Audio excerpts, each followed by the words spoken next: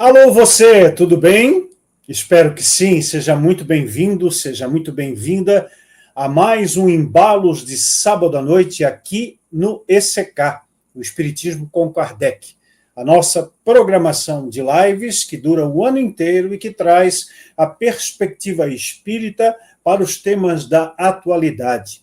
Hoje estaremos tratando de um tema muito novo que apareceu, que surgiu na realidade planetária poucos anos para cá, que é a inteligência artificial, a IA, ou como os americanos dizem, a AI. E nós vamos trabalhar nessa live as correlações entre a inteligência artificial e o conhecimento espírita.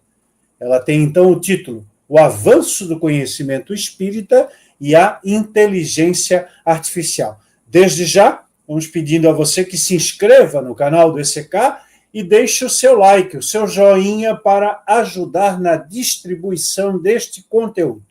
Portanto, a você que está conosco ao vivo, muito boa noite. E você que vai assistir a live em qualquer outro horário, bom dia, boa tarde e boa noite. E que você esteja conosco e fique na nossa companhia sempre.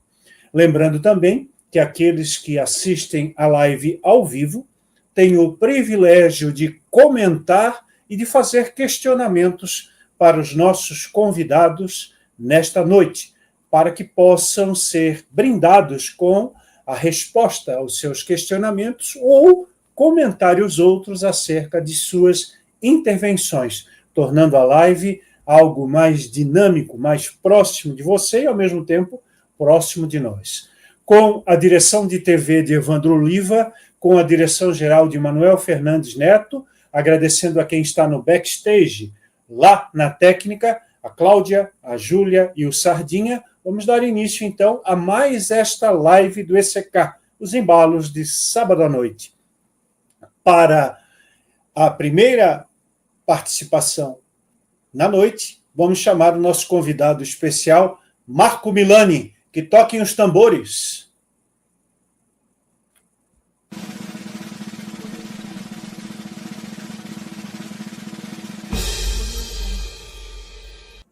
Tocaram os tambores, mas eu não vejo o Marco Milani.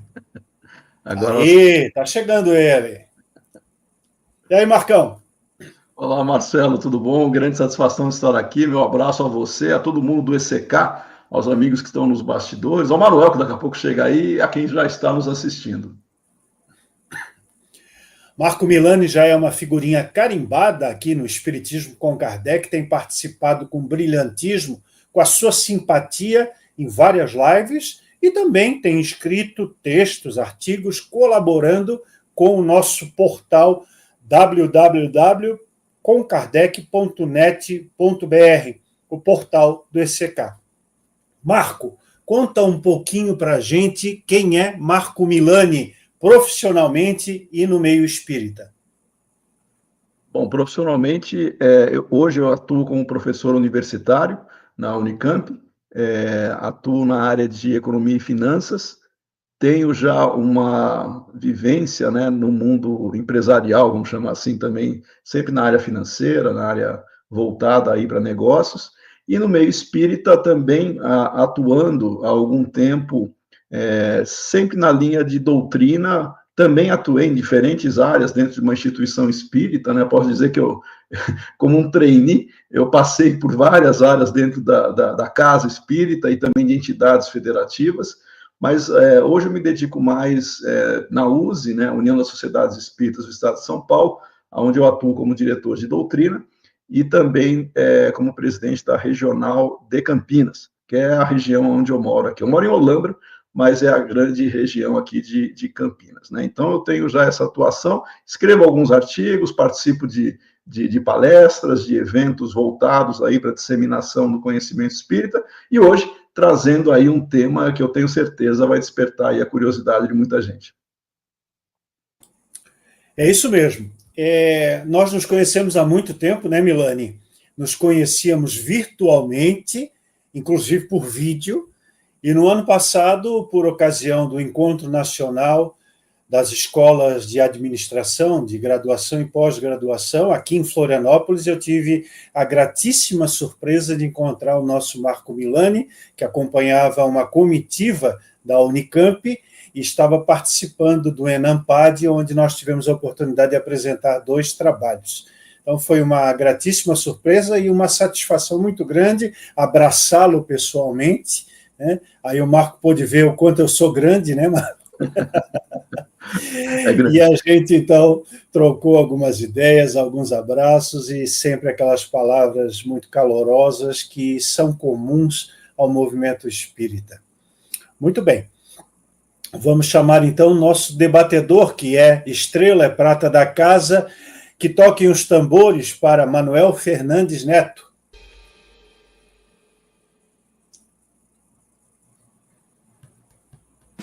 Cadê os tambores? Pensei que não iam tocar os tambores. Olha, teve até clarins também. É o pessoal da técnica aí. Uma alegria estar aqui.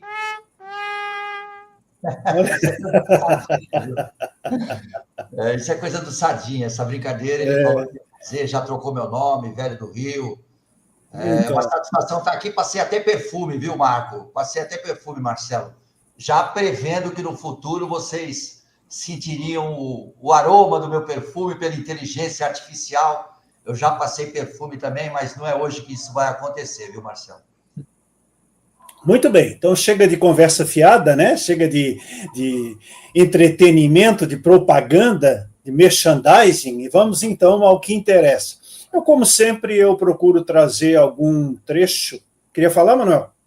Eu posso me apresentar, fazer o merchan? Sim, é claro, estou pulando. Quem é Manuel Fernandes Neto? Eu ensaiei, Marcelo. Eu lembrei porque eu ensaiei, cara. Eu ia perder essa. Vamos lá, então. Sabe o que acontece, Marco? Quando é de casa, vai embora, vai. Ele fala no meio do caminho lá. Posso falar? Posso fazer um merchan? Meu nome é Manuel, todo mundo sabe, sou jornalista. Atuo no ECK, na área espírita, e também no mercado tenho uma empresa de conteúdo e trabalho com internet. Vou fazer o merchan, cmm.arte.br. Também aqui em Blumenau, eu colaboro com uma casa espírita, a Casa Espírita Nova Era, há mais de 20 anos. No ECK faço parte do conselho de gestão e atuo também como um dos editores do nosso portal, com kardec.net.br, todo mundo já conhece. E também faço pequenas experiências na área literária, para quem quiser experimentar alguns contos, manuelfernandesneto.com.br. Pronto, Marcelo, já dei o meu recado. Olha aí, né? E nós não cobramos royalties, nós não fazemos nenhuma contribuição através de caixinhas, tal. Todo mundo pode vir aqui. O próprio Marco também possui um blog na área espírita. Marco, fala um pouquinho aí o endereço do seu blog para que o pessoal possa acessar. Bom, o nome do blog é Educador Espírita. Eu também tenho um canal no YouTube, né? Então eu tenho um blog e um canal com o mesmo nome, Educador Espírita, e achei legal o Manuel colocar isso como referência, porque hoje em dia a gente tem buscado fazer isso, né? Trabalhar em diferentes frentes, e é mais uma maneira de nós registrarmos aquilo que nós estamos fazendo e gostaríamos de divulgar, de disseminar, e fica lá registrado para quem quiser ver posteriormente, sem ter receio de que aquilo que nós estamos fazendo é só para alguns. Não é para qualquer um que tem interesse e gostaria de divulgar. Então, obrigado aí pela divulgação também, Educador Espírita. Maravilha. Bom, agora sim, né, Cláudia? Então, todo mundo está apresentado e nós vamos, então, partir para o tema principal da live. Eu ia dizendo que nós costumamos, no início e no final das nossas lives, sempre que possível, sempre que há essa sintonia, essa consonância do tema com alguma informação contida na obra espírita, nos livros de Allan Kardec, nas 32 obras, como nós costumamos dizer aqui no ECK, a gente traz um trecho para ilustrar aqui e dar um pontapé inicial para o nosso debate. Então, escolhemos hoje não um texto, não uma produção de Allan Kardec, assinada por ele, mas um texto de um espírito, assinado por Jacquard, no francês, e essa comunicação está inserida na Revista Espírita, Revue Spirit, de março de 1864, na parte relativa às instruções dos espíritos. Então, o espírito assim se manifestou. À semelhança dos inventores de verdades religiosas, políticas ou morais, os inventores de máquinas revolucionam a matéria. Precursores do futuro abrem violentamente o seu caminho através dos interesses, calcando o passado sob seus pés. Assim, esperando a recompensa remota, eles são amaldiçoados pelos seus concidadãos. Veja que interessante essa comunicação, que fala do progresso, que fala das máquinas, e hoje nós vamos falar de máquinas, né? Porque a inteligência artificial está associada diretamente às máquinas, à tecnologia, e fala de uma questão que é muito pontual em qualquer área do conhecimento humano, que geralmente os revolucionários, os transformadores, os progressistas, eles não são reconhecidos pelos homens e mulheres de seu tempo. Eles são, às vezes, amaldiçoados por trazerem mudanças, por provocarem a saída da zona de conforto dos indivíduos. E, portanto, muitos deles só são reconhecidos após a morte, anos, décadas, às vezes séculos, depois da grande transformação que, pelas suas mãos, foi disponibilizada para a humanidade. Dito isso, vamos entrar, então, no tema. A nossa live tem como título O Avanço do Conhecimento Espírita e a Inteligência Artificial. Assim entendemos nós, Marco Milani, que a primeira pergunta a ser feita nessa live, homenageando todos aqueles que estão conosco ao vivo e que se interessam pela temática a partir do título é: o conhecimento espírita avançou de 1869, data do desencarne de Allan Kardec, para cá, e se avançou no que o conhecimento espírita avançou? É uma pergunta bastante relevante, né, e que exige cuidado para a gente responder, para não ser muito simplista, né? Quando a gente fala conhecimento espírita, obviamente é entendendo quais são os princípios, qual é a essência do ensino dos espíritos. E aí a gente vai caracterizar o que seria esse conhecimento decorrente do método que Kardec se serviu para apresentá-lo. Então, quando a gente fala conhecimento espírita, nós estamos nos restringindo àquilo que metodologicamente foi validado, foi legitimado pelo critério que Kardec chamou de controle universal do ensino dos espíritos e apresentou nas chamadas obras fundamentais. Claro que em todas as obras de Kardec a gente vai se deparar necessariamente com essa questão, e também faz parte, todas as obras dele, do conhecimento espírita, mas entendendo que aqueles que foram legitimados pelo critério da universalidade são os que estruturam os princípios e os valores. O conhecimento espírita, ele está apresentado e está sendo compreendido. Então, eu não diria que nós tivemos uma diferença ou alguma situação de mudança, né, nós estamos buscando nos aprofundar, compreender isso que os espíritos nos colocaram, porque 170, 180 anos, 2 séculos não é nada em termos de avanço das ideias. O que nós temos hoje são interpretações mais aprimoradas, que obviamente contribuem para entender melhor, né, as questões que os espíritos nos colocam, as questões que os espíritos trataram, e nesse ponto nós tivemos, sim, um avanço interpretativo. Entretanto, o conhecimento espírita permanece centralizado nos pilares, nos princípios que estruturam a doutrina espírita. Isso é importante deixar diferenciado, porque tem gente que acha que a ciência traz hoje, a gente vai falar disso hoje também, a ciência traz novidades e devem ser incorporadas no espiritismo, como o próprio Kardec previu que é uma doutrina dinâmica. Mas para você incorporar alguma coisa no conhecimento espírita, também tem que ser validado, tem que ser legitimado, e não é só porque nós gostamos desse ou daquele autor científico, né, ou voltado aí para pesquisa, que a gente vai naturalmente chamar de novo conhecimento espírita. Então, é muito sutil essa questão, mas os pilares do espiritismo são os mesmos. Nós não tivemos mudança, alteração de princípios e valores espíritas, que estruturam o conhecimento espírita. O que muda é a interpretação que nós temos, com mais recursos, mais elementos sobre esses pilares. E para finalizar, como diria o nosso saudoso Herculano Pires, que eu sei que o Marcelo também aprecia bastante, Kardec disse que aqueles que querem atualizar o espiritismo, antes de tentar fazer isso, eles deveriam se atualizar em Kardec.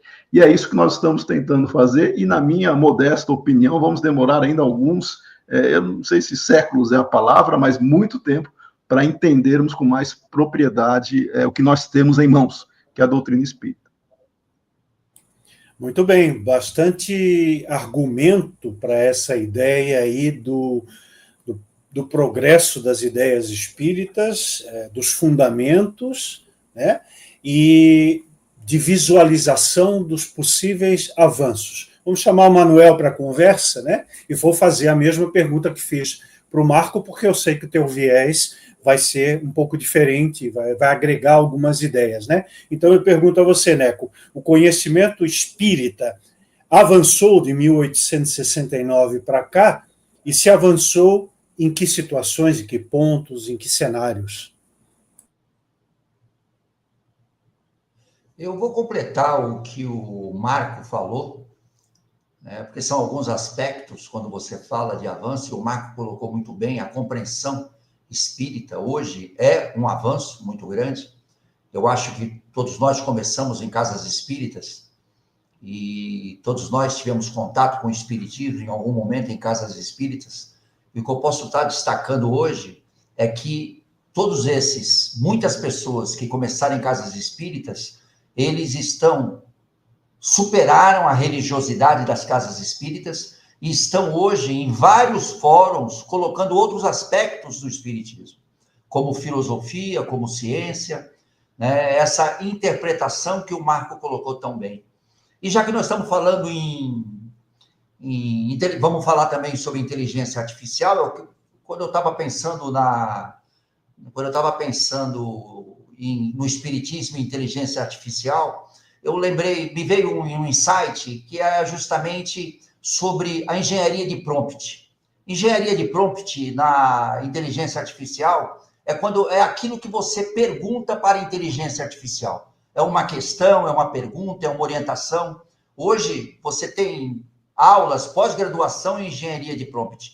Porque conforme você pergunta para a inteligência artificial, mais a inteligência artificial vai ser mais criteriosa com você. Se você falar alguma coisa com ela de uma forma simplória, ela vai te responder de forma simplória. Então, eu fiquei pensando no Kardec, nas 1019 questões, que ele foi um grande engenheiro de prompt naquela oportunidade. Porque a forma como ele, Marcelo e Marco, fez as questões para os espíritos, não é a inteligência artificial, os espíritos, é a força da criação, é a inteligência da criação. Conforme ele foi fazendo as questões, que dá a garantia, hoje em dia, do espiritismo, até hoje a gente está discutindo, a gente está conversando, dele ter toda essa vida, que mesmo não sendo grande, como o Marcos falou, é a que se sustenta por si mesmo. Então, é bem interessante isso quando você fala da construção da obra espírita, e o Kardec fez isso muito bem, de como é importante essa forma de construção da obra espírita. Então, eu coloco dois aspectos para a gente estar avançando. É claro que você tem hoje em dia outros aspectos, mas eu vou deixar para falar em outras questões. Então, seria isso, seria a superação da religiosidade e a gente estar conversando sobre outros pilares do espiritismo, nessa compreensão, e a capacidade do Kardec de conversar com a inteligência da criação, que são os espíritos, e construir essa doutrina. Muito boas as intervenções, primeiro a do Marco, depois a do Neco, com tópicos realmente complementares.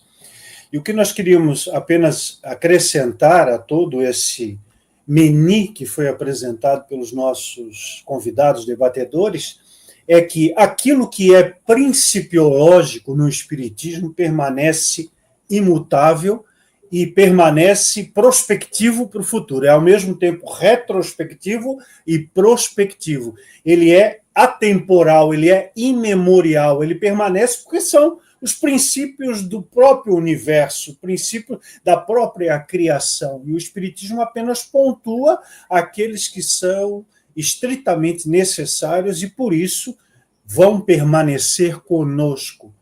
E a segunda questão, que eu gosto sempre de chamar a atenção, sobretudo para quem está começando a se aprofundar no ensino espírita, é que não será acidental você verificar em qualquer trecho das 32 obras de Kardec, trechos que se tornaram obsoletos, informações que jazem superadas pelo progresso natural da humanidade.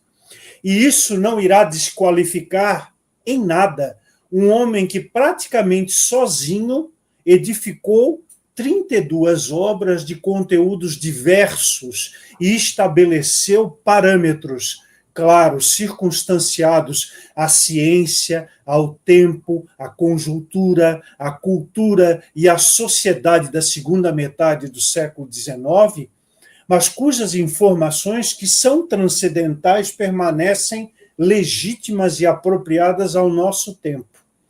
E aquelas que se tornaram, como eu disse, superadas ou obsoletas, também decorrem da própria lei universal do progresso, onde os indivíduos que vêm sucedem os anteriores, e onde a base que foi construída na edificação, aquela parte do solo, aquela parte da estrutura, das colunas sobre as quais se ergue qualquer edificação, elas permanecem como base para que tudo que venha depois possa ser sucessivamente construído, reconstruído e ampliado. Essa leitura é essencial para que não aconteça conosco qualquer tipo de decepção. Ah, mas Kardec pensava isso? Sim, ele pensava isso, porque cultural, conjunturalmente, societariamente, tecnologicamente, cientificamente, filosoficamente, era o que estava disponível, aquele homem e aquele contexto. Posto isso, e agradecendo a possibilidade que vocês deram de eu fazer esse aporte aí, que é homenagem àqueles que acreditam na filosofia espírita como algo em construção permanente, nós vamos fazer a segunda pergunta. Vou começar de novo pelo Marco. É uma decorrência da questão anterior, né? Se esse conhecimento espírita avançou em alguns aspectos, se manteve estruturado sobre os mesmos princípios ou fundamentos, como é composto hoje, século XXI, 2025, essa expressão, esse conceito, conhecimento espírita? E, por extensão, Marco, nesse pós-Kardec, o que é que nós estamos fazendo de positivo, de concorde com Kardec, dentro do princípio que ele mesmo expressou nas suas obras de continuidade dos ensinos espíritas ou de continuidade dos ensinos dos espíritos, entendendo esses espíritos como inteligências invisíveis num patamar superior ao nosso? Excelente. Eu diria que nós começamos a nossa live aqui em altíssimo nível para nós trabalharmos questões que dificilmente elas são debatidas, são trocadas, né, no meio comum, pela simplificação que as pessoas geralmente fazem, né, quando trabalham com questões voltadas para o conhecimento até. E foi dito muito bem por ambos, né, tanto o Marcelo, eu gostei muito da fala do Manuel. A ideia que nós temos de trabalhar os princípios espíritas, na sua essência, são perenes. Os princípios são perenes. O que muda, como nós estamos conversando, é justamente a interpretação com os recursos e com os elementos teóricos e práticos que nós temos hoje, e a aplicação também no dia a dia das pessoas para efeito de melhoria aí individual, né? Então tem um aspecto que é o corpo teórico do Espiritismo na sua compreensão, e aí você traz é quase um desafio, né? Como é que nós tratamos do conhecimento hoje, com tantos recursos, tantos elementos, que muita gente gostaria de incluir como se fosse um conhecimento legítimo e como se fosse quase um princípio espírita, mas que deve ser tratado como hipótese.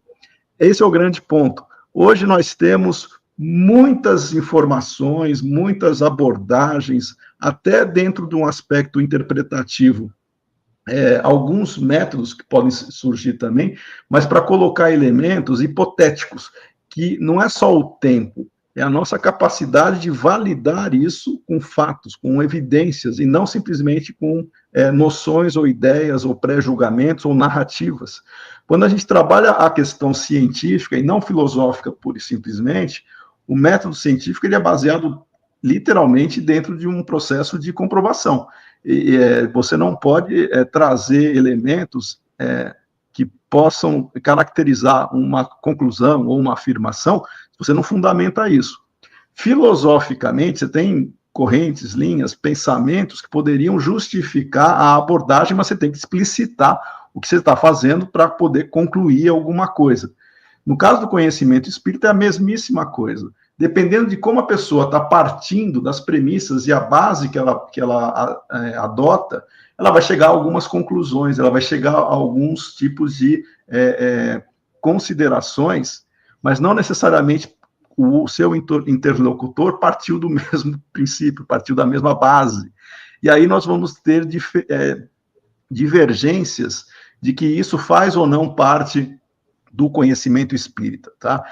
Por quê? Porque a base que a gente vai se servir, o método e os princípios, eles variam conforme a capacidade e a característica da pessoa de interpretar aquilo que seja perene e não muda dentro do aspecto doutrinário, e aquilo que pode ser caracterizado como hipótese, mas a pessoa supõe que aquilo já seja uma verdade e ela incorpora isso como se fosse um conhecimento novo ou alguma coisa espírita. Então, o nosso desafio, e isso dificilmente você vai encontrar, a gente vai ouvir pessoas dizendo, como Kardec dizia com toda naturalidade, isso daqui cabe ao tempo resolver, ou então quando fatos novos surgirem para poder validar. Hoje não tem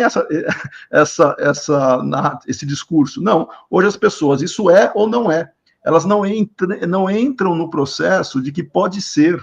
E aí vem a dinâmica do espiritismo e a prudência e a maturidade que nós devemos ter para conseguir trabalharmos hipóteses, diferentes hipóteses, algumas delas conflitantes entre si, mas respeitando a possibilidade de que elas possam ser verdadeiras ou falsas, dentro da ideia de hipótese.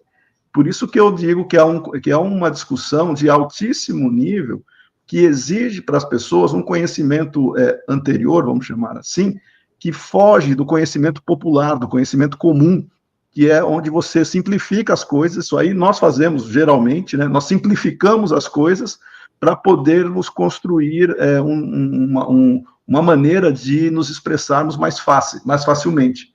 E não é isso que acontece no Espiritismo. É um tema muito delicado. Você começou, Marcelo, com um tema que vai exigir uma reflexão filosófica. E agora eu vou entrar num outro, não é o tema de hoje em si, mas já que você tocou no assunto, a palavra ortodoxia, para muita gente, é quase um palavrão. Nossa, é a ortodoxia espírita. É porque não entendeu o que Kardec chamou de ortodoxia, que o próprio dinamismo do espiritismo, de abandonar o antigo diante de fatos novos, isso faz parte da ortodoxia. Está dentro da estrutura espírita. Só que, de maneira simplificada, as pessoas, quase que de maneira preconceituosa, acham que tudo que é ortodoxo está vinculada ao imobilismo, está engessado, ou que não quer progredir. É o contrário. Kardec, ele inova quando ele traz o dinamismo doutrinário para dentro da ortodoxia espírita, ao contrário das religiões ditas tradicionais, institucionalizadas, da fé cega, que não admite questionamento dos próprios dogmas. O espiritismo não. Por isso que ele nem se compara com religião nenhuma nesse sentido. Então, é muito sutil essa ideia de questionamento do que faz parte do conhecimento espírita. As premissas que são perenes, elas fazem parte. As hipóteses, elas podem também ser trabalhadas como integrantes de um conjunto de pensamento do espírita, do movimento espírita e quase de uma noção de reflexão espírita, mas não que elas possam ser aceitas como verdades ou como integrantes dos princípios espíritas. É sutil, mas o conhecimento espírita exige essa diferença, e eu paro aqui só destacando essa questão da hipótese, da possível verdade, que pode ser falsa, ela deveria ser mais tratada, mais trabalhada com olhos científicos, e não com olhos apaixonados de que o que eu penso está certo, o que eu não concordo, o que eu não acho está errado. E essa questão da ortodoxia e heterodoxia, isso é para qualquer ciência, qualquer tipo de corrente, qualquer filosofia, só que o espiritismo, a ortodoxia espírita, admite o dinamismo. E só por falar isso já derruba um monte de gente que tem preconceito com a palavra e acha que ortodoxia é engessamento do pensamento. Muito bom, muito bom. Esse ponto, inclusive, é introdutório para a pergunta que eu vou dirigir ao Manuel agora. Eu só queria fazer um pequeno adendo, né? Quando a gente fala em ortodoxia, e vocês vão encontrar um texto meu, que eu acho que até está no portal CK, né? A ortodoxia nada amena dos espíritas. É um texto que eu escrevi. Que ele estabelece essa dicotomia que você acabou de fazer, Milani. Quando a gente fala em fundamentos ou princípios do espiritismo, são verdades irrefutáveis, porque são verdades universais, nós falamos na ortodoxia de Kardec. Quando nós falamos no comportamento de aceitar o laissez-faire espírita, aceitar tudo aquilo que vem da boca das personalidades ilustres que nós elegemos como autoridades, seja um dirigente, um médium ou mesmo um espírito que assina uma obra psicografada, nós estamos dentro da ortodoxia nada amena dos espíritas, que é fazer daquilo um pilar, erigir aquilo como uma verdade fundamental, quando se trata de uma mera opinião de um espírito, seja ele encarnado ou desencarnado. E não é que nós estejamos depreciando as opiniões, muito pelo contrário, porque onde existe indivíduo, onde existe espírito, existe opinião. O problema é tomar a opinião individual de um ser, de um espírito, como regra geral, e querer que todos sigam, feito cavalinho de padeiro, essa ideia que é apenas uma opinião e não se trata de uma verdade, de algo fundamental.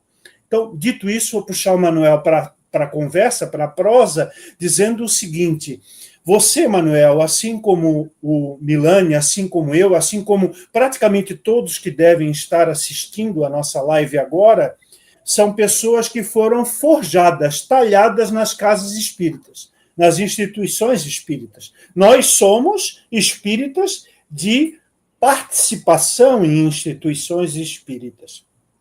Então, nesses ambientes chamados centros espíritas, nós encontramos algo que é dissonante em relação ao tema principal dessa live, que se chama Conhecimento Espírita, e que nós aqui no ECK cognominamos de conhecimento espírita à moda da casa, que é a opinião do dono do centro, a opinião da diretoria do centro, a opinião do principal expoente do centro espírita, que acaba virando lei e todo mundo diz amém. Todo mundo acredita naquilo porque foi provindo de uma chamada personalidade reconhecida. Então, dentro dessa conversa, dentro dessas relações que nós estamos fazendo, Manuel, como lidar com esse conhecimento espírita, que não é aquele essencial, fundamental, principiológico, kardeciano, e é apenas o conhecimento espírita à moda da casa ou à moda do freguês? A resposta do Marco foi fantástica, suas colocações também foram muito boas. Eu acho que é refletindo, Kardec, perdão, Marcelo, é refletindo. Já estou chamando o Marcelo de Kardec. Tendo uma reflexão profunda em relação ao espiritismo. Quando eu faço palestra na Casa Espírita, algumas vezes, eu pergunto para as pessoas, por que a gente estuda o Espiritismo? Será que é para saber o que acontece depois da morte? Aí eu já corrijo, não, é para a gente usar agora. O Espiritismo é para a gente usar nesse momento, a partir de agora, no nosso dia a dia. Dito isso, a gente tem que pensar que a forma de a gente honrar o Kardec também, além de honrarmos os seus pilares, é também a gente debatermos os nossos problemas atuais. É debater meio ambiente, é debater a fome, é debater as guerras, é debater a política, é debater a democracia, e isso, como nós estamos fazendo com o Grupo ECK, profundamente com o Grupo ECK. Porque quando você coloca um texto, um artigo, em que você discute um tema que se baseia no Espiritismo, mas dialoga com os problemas da atualidade, você está colocando ali a prova para os seus pares, que são os leitores e faz parte do grupo. Quando o Marco escreve para o ECK, ele está escrevendo para um grupo de leitores, mas também a todo mundo que está lendo para concordar ou discordar do Marcos. Então, eu acho que o grande aspecto nesse sentido, Marcelo, da gente estar usando o Espiritismo aqui agora, é a gente ter esse debate, essa reflexão em relação aos problemas atuais. Claro que a gente tem que utilizar, também discutir os problemas, os pilares do Espiritismo. Hoje, por exemplo, nós temos um problema muito grande na ambiência espírita, vamos chamar assim, que são as pessoas, os novos espíritas que conheceram agora o Espiritismo e criaram sites, criaram canais no YouTube e aproveitam aquilo de mais sensacional, para não dizer sensacionalista, que tem o Espiritismo, que é a reencarnação, que é a imortalidade do espírito, que é a mediunidade. E muitas vezes esses grupos, eles fazem uma pergunta para o chat GPT, vem uma resposta, grava um áudio que é locutor, que é também da inteligência artificial, é uma voz de locução da inteligência artificial, faz um videozinho falando de reencarnação, uma coisa superficial, e todo mundo vai lá e curte, né? É a sede de engajamento. Então, ao mesmo tempo que nós discutimos temas profundos da atualidade, nós temos que ter um outro olho aberto, que nós temos uma outra frente de batalha, que é esse tipo de posicionamento espírita que não tem nada a ver com Kardec. Eu acho que eu respondi mais ou menos, Marcelo. Nada de mais ou menos, aqui não tem mais ou menos, aqui não tem claro e escuro, aqui não tem dia-noite, aqui é uma sucessão de pedrinhas ou de pecinhas do quebra-cabeça que vão ajudando não somente a nós que estamos aqui fazendo a live ao vivo, mas a todos aqueles que nos acompanham, provocando, né? Eu gosto muito de um programa com o nosso querido saudoso Antônio Abujanra, na TV Educativa, que se chamava Provocações, né?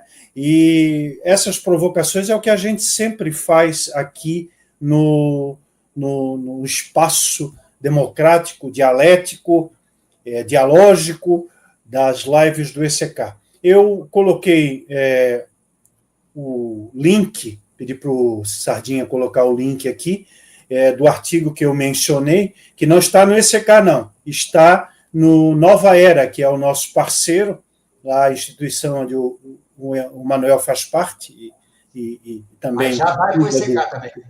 Do portal, já vamos fazer subir. E o Marco colocou também o artigo dele, depois se o Sardinha puder colocar também aí, esse era o que eu mencionei, e o Marco faz menção, então, ao artigo no Educador Espírita sobre ortodoxia e heterodoxia. Muito bem. Então, aí a gente troca essas figurinhas e permite que cada um faça as ilações e tome as consequências para aprimorar o seu próprio conhecimento e para diversificar essa ideia de algumas palavras que se tornam estáticas, dentro da nossa compreensão coletiva, e esse estatismo, essa condição estática, não combina com a expressão que a maioria utiliza para identificar aqueles que são espíritas, o movimento espírita, né? O Herculano gostava do termo meio espírita, mas o pessoal aí prefere movimento espírita. E aqui, a Boca Pequena, a gente sempre comenta jocosamente no ECK que esse movimento, muitas das vezes, parece parado. Não está em movimento, não. Poderia ser o paradismo espírita. E a gente tem que fazer ele movimentar, porque nenhuma ideia parada produz frutos, produz efeitos. Agora, depois de toda essa introdução sobre o que é o conhecimento espírita, como que ele se forma e qual é a nossa relação enquanto espíritas com esse conhecimento espírita, seja o originário de Kardec, seja o derivado que está entre nós em 2025, vamos entrar na questão da inteligência artificial. Então, eu pergunto a você, Milani, na qualidade de cientista, de pesquisador acadêmico que você é, qual é o seu entendimento para a inteligência artificial? E complementando, para que serve ou a que se destina a IA? Perfeito. Você disse muito bem, Marcelo, que só recentemente se popularizou o termo, né? Entretanto, a palavra, a expressão inteligência artificial, ela já é um pouco mais antiga, ela é desde a década de 1950, em particular 1956, quando nós tivemos a primeira formalização do termo inteligência artificial nos Estados Unidos. Foi uma reunião que foi feita numa faculdade ali, o Dartmouth College, onde se reuniu um grupo de pesquisadores, eram físicos, matemáticos, eram programadores, eram pessoas voltadas à área do conhecimento, e da área de exatas em particular, aonde se apareceu, né, onde teve essa primeira abordagem, já pensando na possibilidade de máquinas atuarem, trabalharem junto com o ser humano em diversas rotinas, tarefas, com a possibilidade de superar o ser humano em diferentes contextos. Os pais da inteligência artificial também eram americanos. O John McCarthy, esse foi o primeiro, é o nome mais conhecido, ele participou dessa reunião de 1956, mas nós temos alguns outros nomes aí, mas o pai da inteligência artificial é basicamente o John McCarthy, ele sempre é lembrado. Também tem o Marvin Minsky, que também é um dos nomes aí, e tem alguns outros, né, voltados aí, o Claude Shannon e por aí vai. Mas aí, o que acontece com a definição de inteligência artificial? Ela é antiga, desde a década de 50, mas essa proposta basicamente a capacidade que uma máquina tem, ou teria, né, ou um sistema de computador que seja, para executar tarefas que normalmente requerem a inteligência humana. Tá? E claro que isso vai envolver a criação de algoritmos e sistemas que permitem às máquinas processar informações, ou seja, quanto mais você amplia a capacidade das máquinas para reunir e programa as máquinas com algoritmos específicos, você vai ter uma maior capacidade de ação, né, daquilo que nós chamamos de inteligência artificial, que basicamente são esses sistemas, esse conjunto, né, de programação para tomada de ação, de decisão, de ação. Só que a diferença é que as máquinas, a gente chama de aprender. Elas podem se aprimorar em termos de conhecimento, dada a rotina, dada o tipo de programação que elas têm. Eu vou usar a palavra aprender, tá? Mas não levem isso como se fosse o aprendizado de um ser humano. É um outro processo cognitivo. Mas elas podem aprender conforme a realidade, conforme aquilo que elas estão processando, aquilo que elas estão fazendo. Tem dois tipos de inteligência artificial que foi proposta desde aquela época, mas que hoje também permanece. Uma é a chamada inteligência artificial fraca, que são sistemas dedicados. Qualquer um hoje entra na internet ou tem algum tipo de equipamento ou qualquer outra coisa dedicado, por exemplo, um jogo de xadrez eletrônico, tá? Que você pode mover as peças lá e o computador ou o sistema interno ali vai responder com a melhor jogada. Isso faz parte daquilo que nós poderíamos chamar de inteligência artificial, hoje muito mais desenvolvido, né? O Deep Blue, aquele que ganhou do Kasparov, né, que foi famoso, né, na década acho que foi em 90, né, que nós tivemos o homem contra a máquina, toda uma questão envolvendo aí até ideias, né, que o homem sempre teve de mundos distópicos que as máquinas tomariam conta do planeta e tal. Então, tudo isso ajuda a disseminar essa ideia, mas o programa de tradução, o tradutor do Google, ele tem lá no seu sistema algo dedicado, ele só faz a tradução, mas que a gente pode também considerar de inteligência artificial. E tem um outro tipo, que é a inteligência artificial dita forte.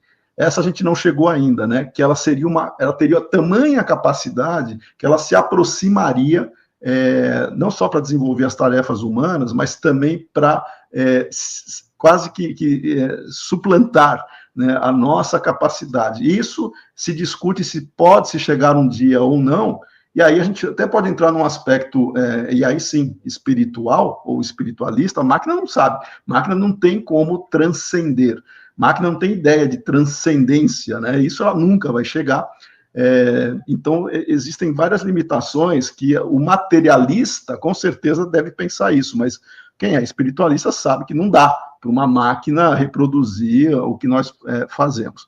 Mas, de forma geral, é isso, tá? Então, são sistemas, são algoritmos que são programados, e alguns dedicados, né, para resolução de tarefas ou para geração de respostas, como o ChatGPT e outros que tem por aí, mas que sempre vão envolver a participação do ser humano na programação e no treinamento. Depois a gente pode falar mais tarde, tem alguns mitos que as pessoas colocam, né, que como se fosse um grande sistema integrado, mas não é. Tá?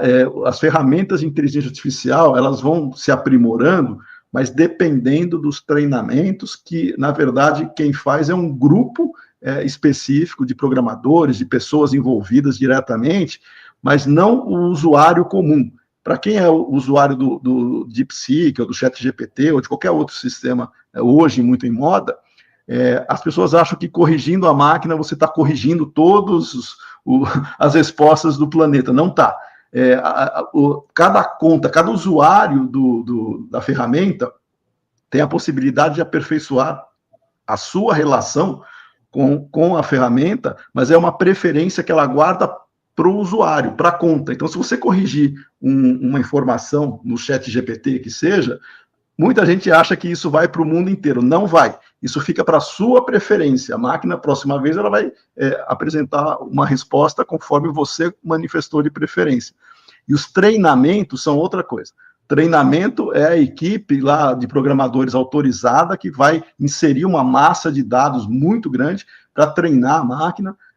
Por exemplo, a OpenAI, né, que cuida do ChatGPT e de outras ferramentas, tem uma equipe ali, tem um grupo de pessoas autorizadas para fazer esse treinamento. E tem uma série de questões éticas e filosóficas que a gente pode discutir depois. Mas é isso, resumidamente, inteligência artificial são esses sistemas e algoritmos.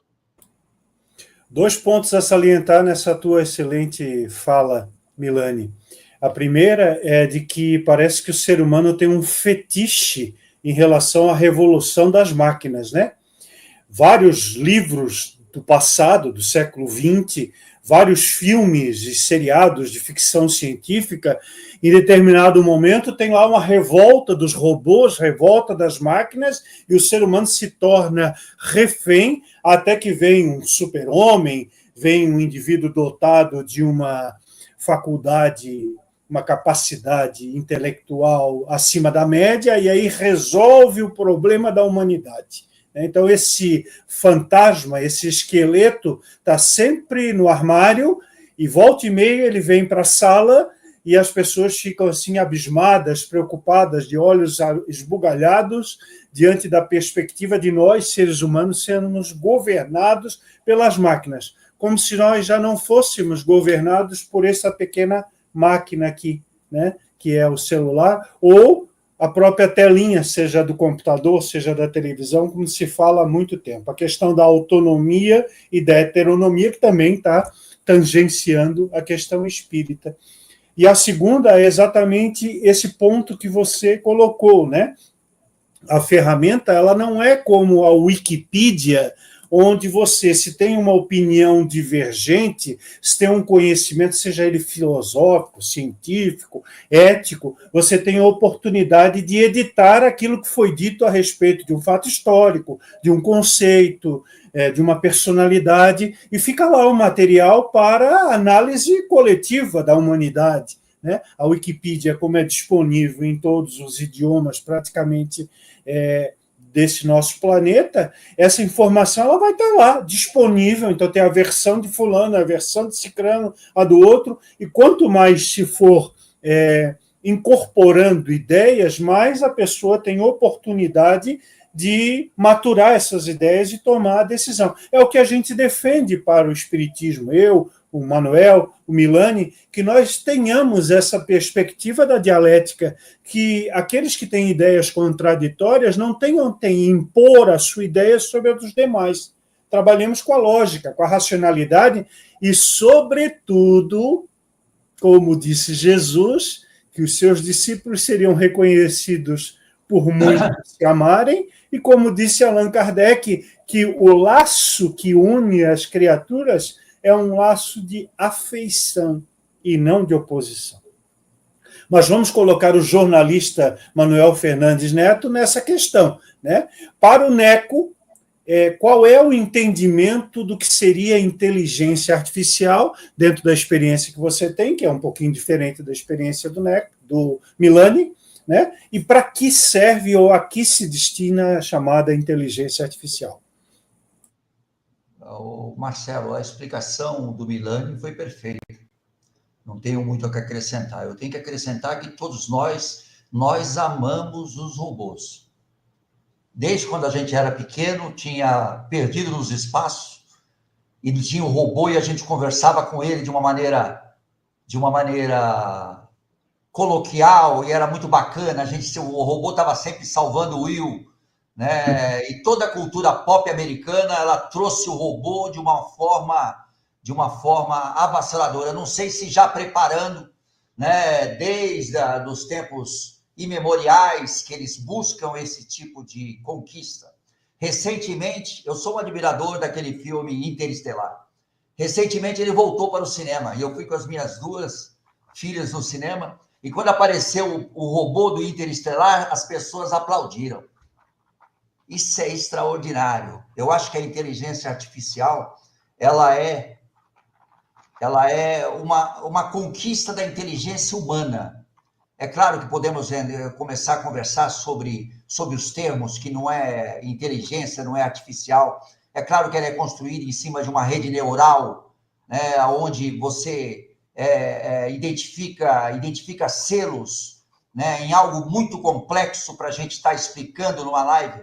É claro que você tem esse aprendizado, que é esse aprendizado de máquina que falou o Marcos, em que você é um aprendizado que eles chamam, que eles falam, é um termo em inglês, mas eu vou falar em português, de baixo para cima, que eles começam a alimentar essa máquina com uma diferença: não é programação, é treinamento.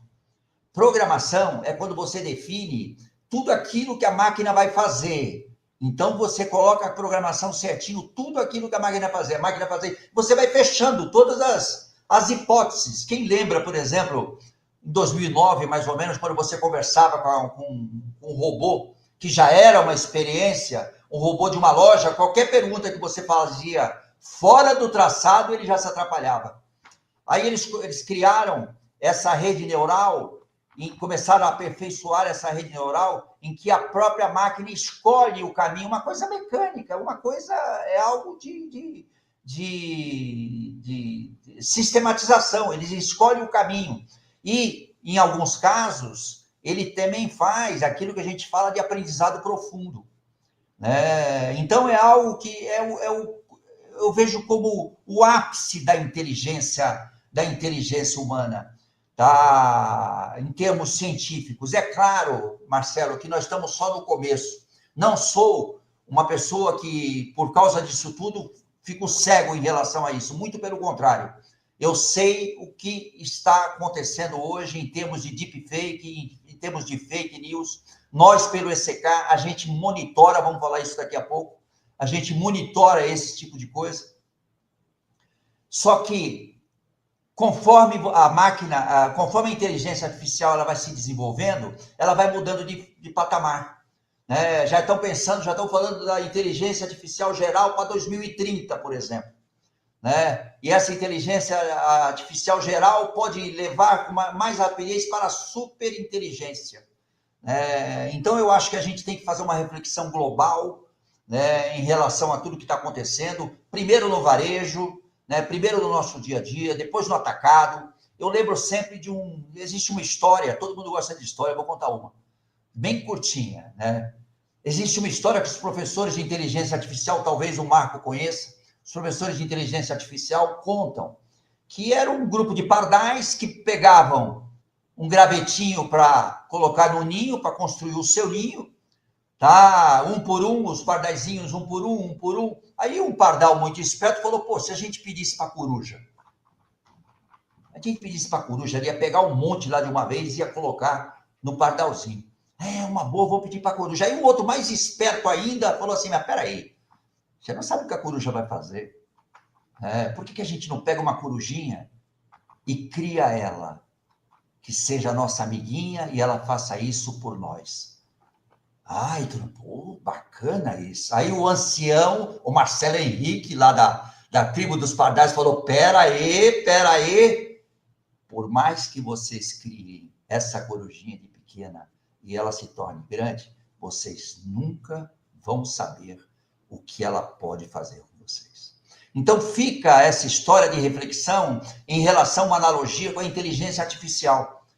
Nós temos que acompanhar, nós temos que criar critérios éticos, os governos precisam estar acompanhando isso de uma maneira firme, porque você, conforme vai se desenvolvendo a inteligência artificial, mais saltos elas vão dar, né? Cada vez mais rápido.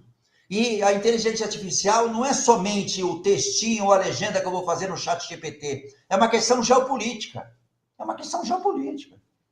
Né? A inteligência artificial. Em Taiwan, tem a maior fábrica de processadores do mundo. Se a China invadir Taiwan, os Estados Unidos explodem essa fábrica. Só para vocês verem a importância de você ter processadores para você processar toda essa inteligência artificial. Na Holanda, existe uma fábrica que ela fabrica um nano espelho para esses processadores. Tem lá um documento que diz, não pode ser vendido para a China, porque se for vendido para a China vai dar problema internacional. Né? Aí, o que acontece? A China também quer, nessa corrida de inteligência artificial, ela também quer buscar a sua inteligência artificial. Como ela não tinha acesso a algumas coisas que o Ocidente tem, ela foi lá e criou a inteligência artificial dela 20 vezes mais barata. Olha só que espetáculo, de código aberto, né? Que fez as ações das empresas americanas, uma única semana, caírem, despencarem. Então, que nem diz a minha filha, que ela fala toda hora para mim, são muitas camadas. Muitas camadas. Não é só entrar e a gente fazer um prompt ali no chat GPT e ele dar a resposta. É a gente estar acompanhando, né? Não é a gente pensar que a inteligência artificial vai dominar o mundo, vai dominar o homem. Não, a gente tem que ter consciência que a gente não sabe o que vai acontecer. Não adianta falar que sabe, que a gente não sabe. Né? Então, eu acho que a gente deve acompanhar, se posicionar, refletir. A inteligência artificial está em todos os lugares. Eu destaco dois ou três lugares que ela é sensacional. Seria na medicina, né, na busca por remédios, por doenças graves, e também nas emergências climáticas, de ela construir cenários que podem salvar vidas. Então, são duas no meio no trânsito, na área de finanças também, na Bolsa de Valores, na inteligência artificial, está entre nós. Então, a gente tem que monitorar, a gente tem que olhar, se posicionar e estar refletindo. É o que eu tinha para acrescentar agora nesse momento. Ufa!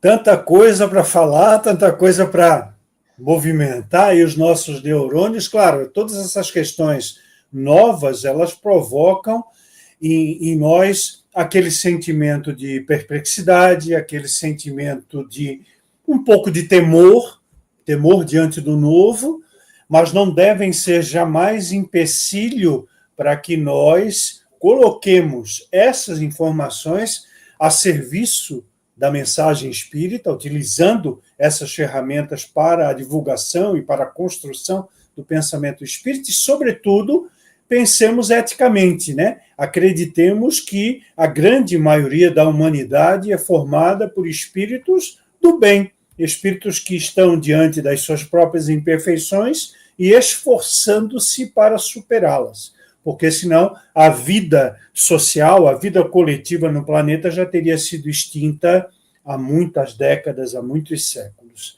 O Milani queria fazer uma observação acerca da confiabilidade ou não das ferramentas de IA, não é isso? Isso. Existe, até como você disse, que é uma novidade, quando popularizou, né, apesar de não ser novidade, mas é uma novidade o acesso gratuito, inclusive, a várias ferramentas, que maravilham muitas pessoas, porque produz texto, imagem, uma série de coisas. Muita gente, de maneira quase que ingênua, acha que as respostas das ferramentas de inteligência artificial, elas são como se fossem oráculos, né? Que você pode acreditar e seguir cegamente o que está sendo dito, que seriam revelações da realidade, né? Algo muito mais confiável do que pessoas. Esse tipo de postura ingênua faz com que nós tenhamos, até no movimento espírita, uma situação de pessoas que se deslumbraram, né, com a possibilidade de escrever livros pela inteligência artificial, ou alguns que querem reformular o livro dos espíritos pelas respostas da inteligência artificial, e outras coisas dessa natureza, que sem o caráter humano analisando, monitorando, criticando as respostas, você perde e vai comprar um monte de... qual é a expressão de gato por lebre, né? Você pode ter vários gatos por lebre nas respostas pelo seguinte: como é que funciona o treinamento da inteligência artificial? Reúne-se uma massa de dados enorme, uma massa de dados aonde você vai treinar a ferramenta para que ela tenha maleabilidade trabalhando e processando aquelas informações, e vai se verificando se as respostas estão adequadas ou não, e vai se afinando essas respostas. Enfim, genericamente e de maneira simplista, é isso. Só que a massa de dados que alimenta o treinamento das ferramentas de IA, quem que produz? O homem. Mas produz como? É aquilo que está disponível na internet. Disponível na internet, a gente tem coisas sérias, coisas válidas, e você tem lixo, né? Você tem um monte de coisa completamente irreal, incorreta, voltada aí para elementos de superstição e por aí vai. Então, o que a gente tem na massa de dados? Uma série de elementos que deveriam ser filtrados para você separar o que é válido e legítimo e o que é questionável ou incorreto. No treinamento, isso não passa tudo, isso deve ser feito, né, também com monitoramento, mas não é tão simples.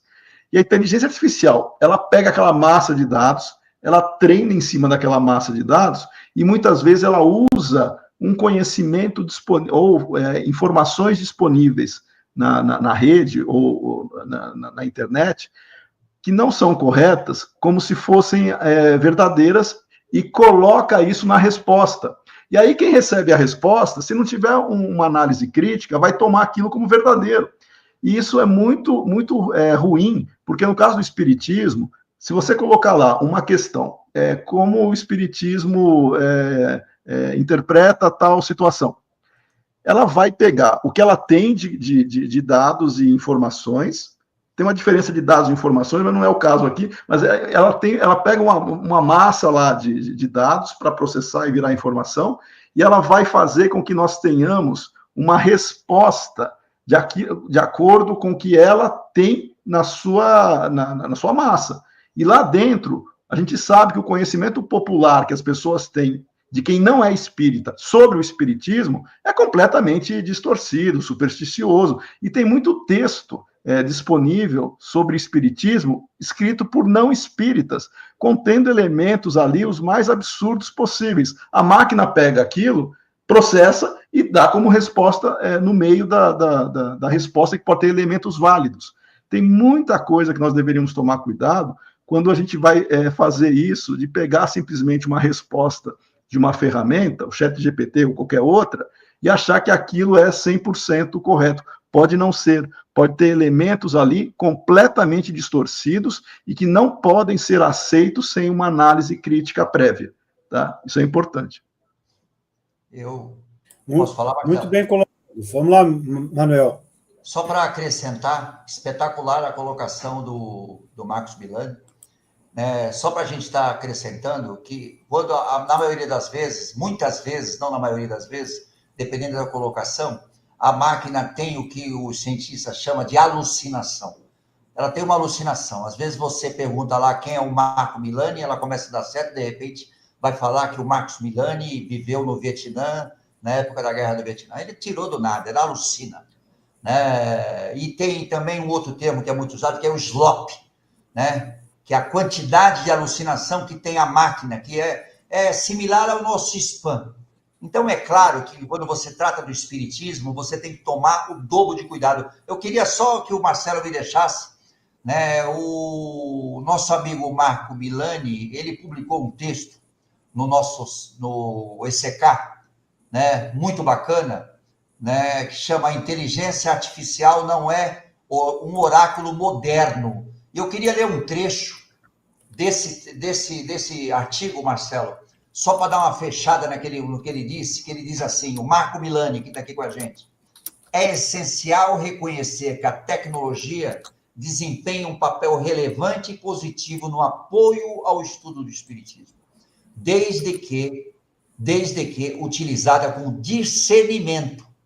Ferramentas de IA facilitam o acesso às obras espíritas, organizam estudos e podem responder a dúvidas comuns, mas são apenas instrumentos e não substitutos do conhecimento doutrinário. Cabe aos espíritas acompanharem e usarem com bom senso que Kardec tanto prezava as potencialidades, que o bom senso que Kardec prezava, as potencialidades dessa ferramenta. Então, eu fiz questão de trazer isso, que estava no artigo do Marco, para dar uma fechada, porque cabe a nós, espíritas, cabe a nós, como grupo de estudiosos, estarmos atentos. Estarmos atentos. Eu, por exemplo, quando a pessoa, como é que eu uso a IA? Eu falei, nunca use a IA naquilo que você sabe muito, naquilo que você é especialista, porque senão vai estragar o seu conhecimento. Ela não vai saber mais que você. Então, tem muitas coisas que a gente pode estar falando, eu vou deixar prosseguir e a gente vai fazendo essas intervenções. E obrigado pelo artigo, viu, Marco? Quero agradecer você. Obrigado pelo artigo. Se vocês entrarem no ECK, ali nos especiais, você pode ver um canal que nós abrimos, IA em Pauta. Nós já estamos publicando artigos. Tem um artigo nosso também, meu, do Marcelo e do Nelson, que chama que chama Materialidade e Artificialidade, porque a inteligência artificial deve ser adequadamente utilizada a serviço do espiritismo, que é um outro artigo que está lá nesse canal, que faz também esses alertas, todos esses alertas. A gente valoriza a ferramenta, mas a gente alerta como ela pode ser deletéria para o aprendizado do espiritismo. Eu pedi para o Sardinha colocar a referência do artigo do Milani, ele colocou há pouco, e esse outro que está sendo tratado por você agora, que nós escrevemos a 6 mãos, também eu pedi para ele colocar no banner, para que quem está nos acompanhando possa ter facilidade de verificar a partir do link. Está aí, materialidade e artificialidade. São 2 contribuições importantes, tratando com seriedade tanto a questão da IA quanto a questão do conhecimento espírita, fazendo essa linkagem necessária. Nós temos uma pergunta, uma contribuição da nossa querida Graça Pavão, lá de Portugal. ela pergunta, então, Milani e Manuel, que visão Allan Kardec, se encarnado estivesse, teria sobre a inteligência artificial?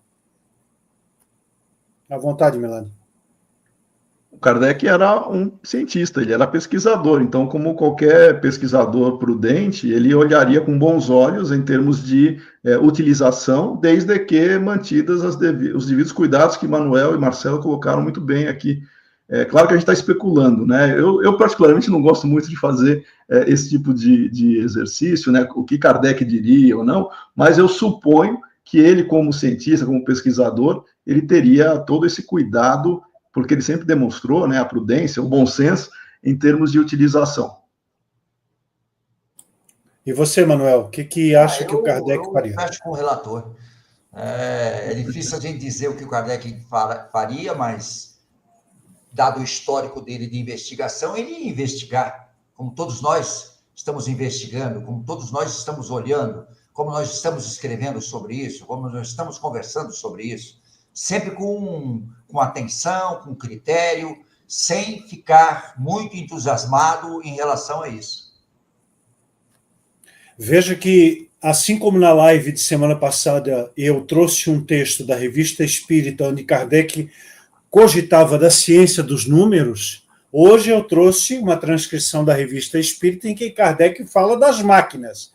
Então, espelhando esse comportamento de Kardec na metade do século XIX com a realidade atual, é isso que o Manuel e o Milani acabaram de dizer, transpondo o que Kardec era, o que Kardec fez, qual era a sua postura, o seu comportamento. Nós diríamos que ele hoje, com a acessibilidade dessas ferramentas que nós temos hoje, não há dúvidas de que ele estaria utilizando essas ferramentas, de que ele estaria atento para todo o progresso da ciência. Lembremos que Kardec fazia parte de pelo menos 7 associações diferentes que trabalhavam a questão científica, a questão filosófica e a questão cultural no seu tempo. Ou seja, ele estava diante do progresso, diante do cenário de transformação, e imaginemos que a França, na Europa, no século XIX, era o coração do mundo em termos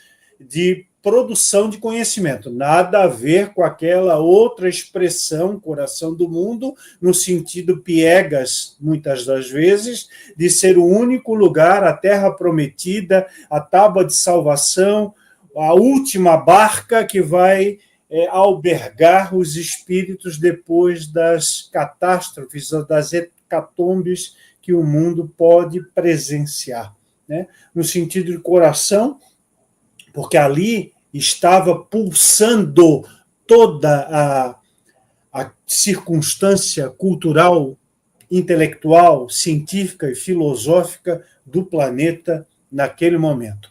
Vamos seguir, e eu vou fazer no meu script aqui a questão número 5, que vai trazer tanto o Milani quanto o Neco para a ideia de aplicarmos conhecimento espírita, a IA, as ferramentas disponíveis e o impacto que isso causa na nossa convivência cotidiana. Então, eu perguntaria para você, Milani, essas ferramentas tecnológicas e cibernéticas que nós estamos mencionando e reduzindo de alguma forma a inteligência artificial, elas impactam de que maneira no conhecimento, no estudo e na divulgação do espiritismo, na sua opinião? Questão importante, Marcelo. Eu acho que esse assunto ele não é só espírita, na verdade ele trabalha com todo o aspecto de conhecimento humano, e na parte de educação, acho que todo mundo envolvido também com essa questão, há alguns anos, todo mundo da área de educação já se debruçou sobre essa questão, até pelos métodos que são utilizados, pelos objetivos que se espera, né, da relação professor-aluno, ou até do incentivo ao conhecimento em si, da formação de alguém. E um dos tópicos que mais tem surgido é como nós usarmos bem a ferramenta.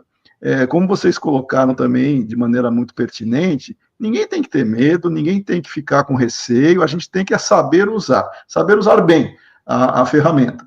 E para saber usar bem, nós temos que nos antecipar e não ficar passivamente vendo o que acontece. Nós temos que buscar aprimorar conforme aquilo que nós gostaríamos também de participar desse processo. Então, no caso de um professor, por exemplo, quando ele vai trabalhar uma questão para verificar se o aluno de fato apresenta conhecimento ou dá sinais, né, de que ele desenvolveu algo pertinente à disciplina que está sendo dada, já se ultrapassou há muito tempo a simples ideia de passar algumas questões para ele trazer isso, responder. Isso não existe mais há muito tempo, né? O que nós temos hoje é uma necessidade de exercício crítico das respostas ou dos elementos disponíveis que ele pode ter acesso, inclusive de ferramentas generativas, no caso da IA generativa. Um tópico essencial, e o Manuel comentou logo na primeira fala dele, né, do prompt, infelizmente, as pessoas que não querem ou não identificam a relevância de você entender um assunto na sua essência, na sua complexidade, para saber o que perguntar, você não vai conseguir perguntar nada, porque você não tem elementos para formar nenhuma ideia de questão. Então, quando você consegue perguntar algo, é porque você, de alguma maneira, você de fato está fazendo o exercício, né, crítico, racional daquele elemento. Então, as perguntas bem feitas, essas sim, essas devem ser valorizadas. É como construir perguntas bem feitas, porque a resposta em si, ela vai decorrer da maneira que você fizer, e esse é o grande mérito. E aí eu incentivo mesmo, né? Eu trabalho com alunos universitários, mas a gente pode transferir isso para aluno de qualquer grau que hoje tem acesso ao celular, né? A trabalhar com ferramentas. Tem que tirar a primeira ideia de que eu não preciso aprender ou estudar ou me dedicar a isso, porque se eu precisar algum dia, eu vou recorrer à inteligência artificial e eu vou ter a resposta pronta. Esse é o pior erro que alguém pode fazer em termos de conhecimento. É você se desprezar, é você não se valorizar enquanto pessoa que busca o saber. Nós temos que ir atrás do saber, e o comodismo, ele é o grande inimigo do exercício intelectual. E aí a gente pode fazer uma analogia com alguém que vai treinar fisicamente para uma competição, algum tipo de prova, seja corrida, qualquer coisa. A pessoa tem que se preparar fisicamente, mas não é só fisicamente, mentalmente, tem que ter uma alimentação equilibrada, tem que ter uma série de recursos para você ter um bom resultado na prova. É a mesma coisa o cérebro, a inteligência que nós vamos trabalhar. Você tem que exercitar a inteligência. Se você não exercita, você fica como aquela pessoa passiva, inativa, que não tem nenhum tipo de exercício capaz de fortalecer seus músculos, e você, quando precisar deles, você não vai conseguir ter um desempenho adequado. Nós temos que exercitar o conhecimento no sentido de buscar respostas, ir atrás, questionar, saber questionar e, principalmente, entender um método para fazer isso. E é isso que falta no Brasil, em particular. A nossa cultura, ela é muito distante da cultura científica esperada, né, minimamente, para os nossos jovens. Nós temos que saber pensar cientificamente, colocar lá identificar um contexto, fazer um diagnóstico, identificar o problema, elaborar uma questão para identificar um método para responder aquela questão. As pessoas não pensam assim. Elas simplesmente acham que alguém vai responder por ela, seja uma máquina, seja alguém mais experiente. E isso é o que vai literalmente prejudicar, e no espiritismo é a mesma coisa. Nós temos que ler e entender Kardec nas diferentes associações que são feitas para termos uma compreensão dos princípios. Porque se esperar alguém falar ou a máquina responder, você está muito distante desses princípios perenes e não vai conseguir aplicar e muito menos interpretar com as ferramentas que a gente tem hoje o conhecimento doutrinário. Muito boas as colocações. Você salientou que a ferramenta precisa de um aperfeiçoamento individual, de um cuidado individual, de um zelo, de um interesse, né, no sentido do aprofundamento, de fazer as perguntas adequadas para obter o melhor resultado possível. Isso me faz lembrar, eu já repeti várias vezes aqui nas nossas lives e também já escrevi em artigos, eu como o Manuel somos jornalistas e lá na universidade, no curso de jornalismo, um professor muito experiente, né, um dos decanos da minha época, certa feita estava ensinando para a gente o valor da entrevista dentro do contexto jornalístico, e ele nos dizia, não é a melhor resposta que faz a melhor entrevista, é a melhor pergunta, é o que perguntar, para que você extraia do melhor entrevistado que está na sua frente, pode ser uma pessoa simples, um transeunte, uma pessoa comum na sua cidade, pode ser o presidente de uma das maiores potências ou nações do mundo. Você vai ter que fazer uma pergunta inteligente para valorizar todo o conteúdo que esta pessoa que está sendo entrevistada, né? Me parece que esse é o caminho também em relação à inteligência artificial. Mas vamos puxar a mesma pergunta que eu fiz para o Milani e para o Neco, ele que é o nosso principal editor do portal Com Kardec, www.espiritismocomkardec.net.br. Pergunto ao Neco, essas ferramentas tecnológicas, cibernéticas, como a inteligência artificial tem impactado nos trabalhos do portal e nas demais mídias do ECK? E se sim, de que maneira tem sido esse impacto? Marcelo, o portal ECK é um ponto fora da curva. O portal ECK, ele publica artigos profundos sobre espiritismo e são artigos que não passam por inteligência artificial, passam pela nossa revisão e pelo nosso crivo. Em termos de inteligência artificial no portal, ele serve para as nossas pesquisas no momento. É claro que pode surgir outras coisas, né, mas para as nossas pesquisas no momento. Por que a gente pensa assim? Talvez eu devo repetir as coisas que o Marco falou. Só para você ter uma ideia, o Ronaldo Lemos, que é um pensador de tecnologia brasileiro, ele trouxe um dado que é alarmante, que nós colocamos naquele nosso artigo. 50% do conteúdo gerado hoje na internet é feito por inteligência artificial. É de assustar isso aí. Daqui a 5 anos, 99% do conteúdo gerado na internet será de inteligência artificial. Isso é assustador, Marcelo. É por isso que iniciativas como o do Portal ECK, iniciativas como os professores das universidades, em que eles valorizem uma outra forma de abordagem da inteligência artificial, como disse o Marco, são muito importantes. A inteligência artificial hoje, ela traz esse assombro em relação a esses dados. Você imagina você ter 50% do conteúdo gerado ser de inteligência artificial. Se a inteligência artificial se alimenta na própria internet, ela se retroalimenta. É claro que não é só o Manuel, o Marcos e o Marcelo que está pensando nisso. Os cientistas de dados também estão pensando nisso, né? E eles querem fazer um bom trabalho, né? Então, o Ronaldo Lemos ainda traz uma ironia, que ele diz assim, a nossa geração, ela tem que ser isolada no mosteiro, porque vai ser a última geração que viu a internet feita por pessoas. É assustador. A nossa geração tem que ser isolada no mosteiro, a visitação pública, que vai ser a última geração que viu a internet feita por pessoas. Porque se 50%, e isso vai aumentando a cada ano, e daqui a 5 anos será 100%, é realmente assustador. Tão assustador que o Wikipédia hoje, veio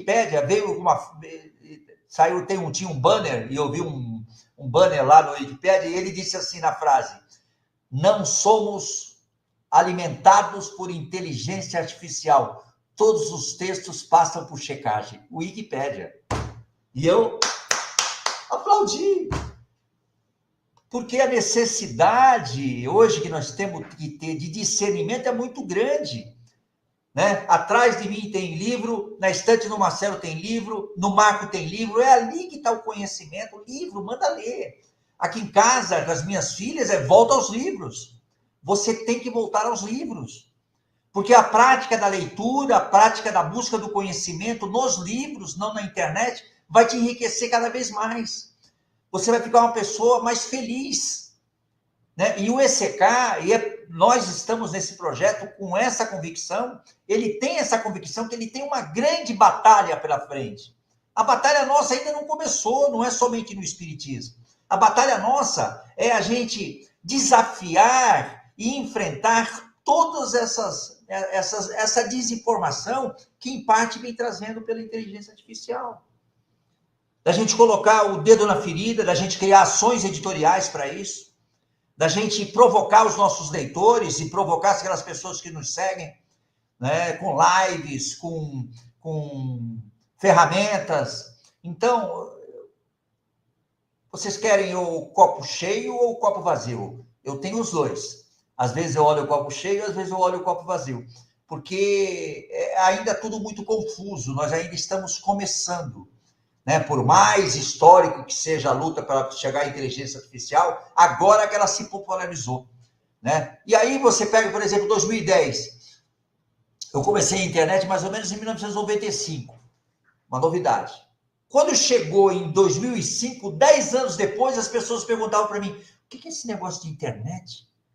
10 anos depois. Ela só foi popularizada em 2010 e virou o que virou. Com a chegada das redes sociais, que ninguém teve mais controle de tanta desinformação, de tanta fake news, de tanta mentira, de tanto sensacionalismo. Então, Marcelo, o desafio é grande e eu acho que nós temos que estar preparados e nós estamos preparados. Alguns pequenos aportes. O primeiro é que, quando eu estive pela primeira vez diante da ciência, isso era na 5ª série do ensino fundamental, eu fui apresentado a uma frase célebre que até hoje é entoada nos bancos escolares, a frase de Lavoisier, né? Na natureza nada se cria, nada se perde, tudo se transforma. Transformar significa aperfeiçoar uma ideia, não repeti-la. Então, nós temos exatamente essa preocupação técnica, educacional, que vocês dois tocaram com argumentos diferentes. Se nós passarmos a ter, como disse o Lemos, 99% do conteúdo de internet produzido por inteligência artificial, nós não estaremos sendo transformadores. Nós estaremos apenas repetindo as mesmas ideias de sempre. E que, como tudo pode ser ideológico, e a ideologia ela tem diversas faces, tem diversas cores, diversas motivações ou fundamentações, nós podemos produzir conteúdos que direcionem o pensamento para cá ou para lá, para uma ideia realmente transformadora ou para uma ideia de manutenção do status quo. Então, nós estamos diante desse dilema, desse desafio. A segunda observação que eu faço diz respeito à própria ciência no seu locus, no seu laboratório mais comum, que é a academia científica. Milani, como eu, somos professores universitários e, na maioria do tempo em que nós lidamos com trabalhos acadêmicos e científicos, sobretudo para alunos de graduação, o grande fantasma, o grande ponto de ebulição ou de cuidado, de zelo do professor em relação ao trabalho do aluno, era o chamado plágio. Daquela ideia não ter sido construída pelo aluno no 99% de transpiração e no 1% de inspiração que move a espécie humana no planeta. É isso mesmo que você ouviu. É 99% de trabalho, de suor, de esforço, e 1% de inspiração, que se combinam para que se produza algo novo, ou pelo menos algo autoral. Não precisa nem do ineditismo no nível da formação universitária. Ele só vai aparecer o ineditismo lá na frente, não é mesmo? Então, a nossa preocupação como professores sempre foi com o plágio, ou seja, o humano repetindo o humano plagiando o humano. E diante da inteligência artificial, nós podemos estar, e estamos, porque já tem aparecido trabalhos na minha área, e talvez na do Milani também, de aluno espertinho de graduação ou de ensino médio, colocar lá no ChatGPT ou qualquer outro instrumento, o DeepL, para buscar quase todo o trabalho, né, ou mesmo todo, e entregar para o professor como se fosse autoral. E aí nós temos também, além de um dilema ético, um dilema técnico, um dilema científico. Que tipo de profissionais nós estamos formando e qual é a sociedade que nós desejamos prospectivamente lá na frente. Então, essas questões elas vão estar na pauta e elas banham o meio espírita, o conhecimento espírita, porque nós também, e foi colocado por alguém no chat há pouco, temos a circunstância de termos produtos espíritas sendo realizados por inteligência artificial. Exemplo, livros doutrinários, livros filosóficos, livros mediúnicos e, inclusive, as chamadas de hoje temidas e contestadas cartas consoladoras.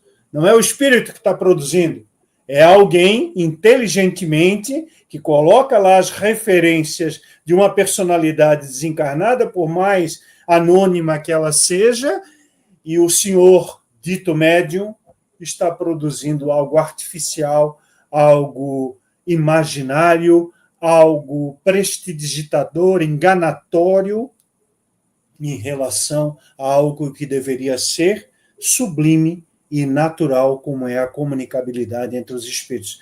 Pedi para o Sardinha colocar um comentário ou uma pergunta do nosso querido Wilson Custódio, para a gente também encaixar na nossa conversa de hoje. O Custódio coloca assim: a inteligência artificial é um reflexo da inteligência humana, uma ferramenta concebida pelo homem que expressa a sua vocação de interagir e transformar o mundo material. Aí, Custódio, a gente não entendeu se isso era uma afirmação ou uma pergunta. Então, como eu coloquei na lousa aí, fica para o Milani e para o Manuel encararem. É uma pergunta ou é uma afirmação do nosso querido Custódio? Um abraço a você, Custódio, e obrigado pela sua participação na nossa live, assim como todos os outros que já desfilaram seus comentários ou perguntas aqui. O que vocês acham? Manuel, é uma pergunta ou uma afirmação? Olha, pode ser pergunta, pode ser informação. Eu fico pensando, ainda estou na fase da reflexão, se vai transformar o mundo material. Estou naquele velho ancião, pardal ancião, que não sabe o que vai se transformar tudo isso. Ainda estou nesse pensamento. Qual é a abrangência dessa transformação? Se a inteligência artificial elas parassem as pesquisas hoje, e não existissem mais pesquisas, ela já tinha transformado o mundo em muitas áreas, tinha ajudado o mundo com muitas ferramentas que estão. É claro que todo dia você tem uma surpresa, todo dia você é surpreendido, tem todo esse caso das pessoas deixarem de lado a busca por conhecimento e se basear na inteligência artificial. Então, as reflexões ainda precisam ser aprofundadas em relação a isso, Marcelo. Milani? A gente pode falar que é uma pergunta retórica, porque o que o Wilson traz, o homem sempre vai procurar ter maior conforto, ter maior facilidade, ter uma série de benefícios, e ele trabalha constantemente para enfrentar os desafios, ora que a natureza o obrigou a superar, e ora aquilo que a vida cotidiana também nos faz também buscar progredir. Então, no caso, eu entendo que nós sempre vamos buscar um aperfeiçoamento conforme os nossos interesses. E aí nós temos interesses legítimos e bons, e nós temos escusos, né? qual é o sonho? O Manuel falou, né, das aplicações que a gente tem hoje da IA, não só hoje, né, já começou há algumas décadas, mas na Bolsa de Valores já existem ferramentas que trabalham com grandes computadores, porque cada milissegundo você pode ter um ganho, né, de compra e venda muito importante, mas você só consegue perceber e atuar se você tiver ferramentas para isso. Então, o sonho de qualquer home broker, né, que é aquele que compra e vende ações para fazer day trade, né, no mesmo dia, é você comprar na baixa e vender na alta.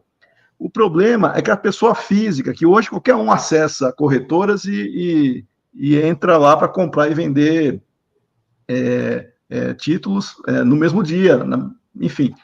A pessoa, ela acha que vai fazer isso, vai comprar na baixa, vai vender na alta e vai ganhar dinheiro, vai ficar rica.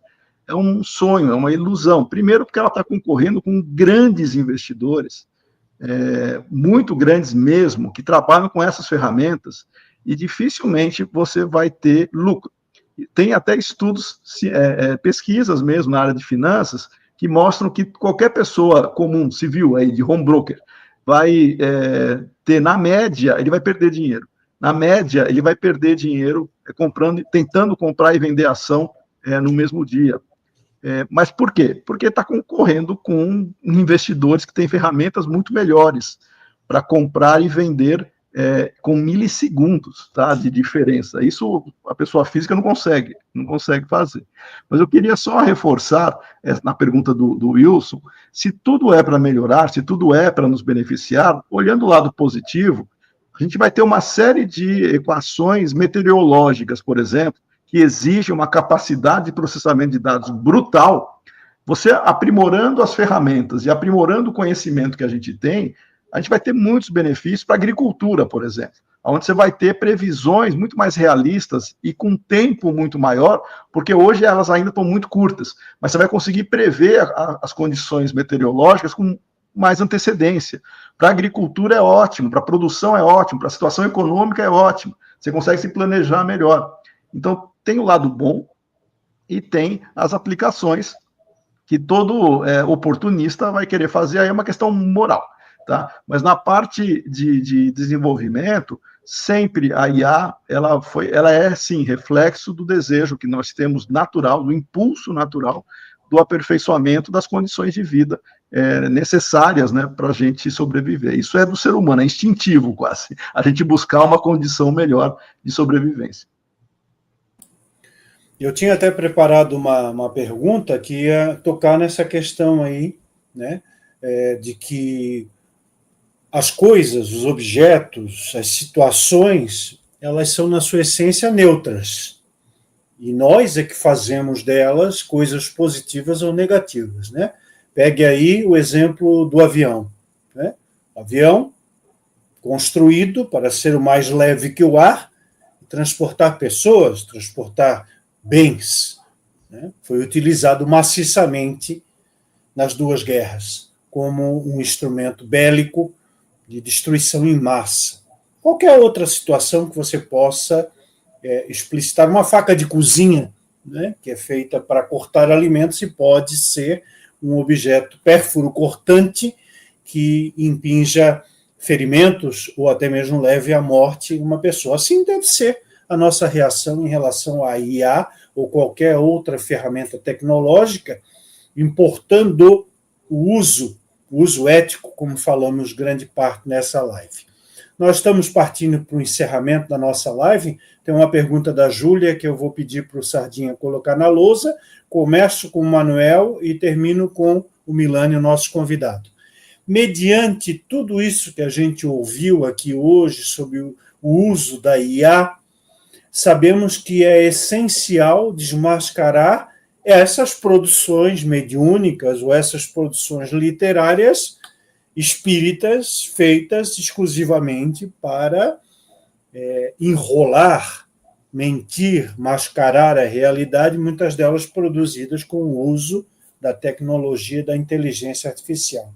A Júlia pergunta, então, diante disso, que é um dilema ético, e nós aqui no ECK nos pautamos sempre pela ética espírita, ou ética aplicada ao espiritismo, como pode ser feito esse trabalho de desmascarar o que é mentira e fazer sobressair a verdade? Qual seria a sugestão de vocês nesse contexto? Manuel? Marcelo, eu acho que é o que vem sendo feito pelo ECK. Kardec. Falar de Kardec. Trazer as obras, o livro dos médiuns, trazer o que é uma mediunidade com responsabilidade. O ECK vem fazendo isso. Né? Mostrar as arapucas que trazem a inteligência artificial, né? Falar das coisas boas que elas trazem. Só para você ter o Marcos citou várias coisas.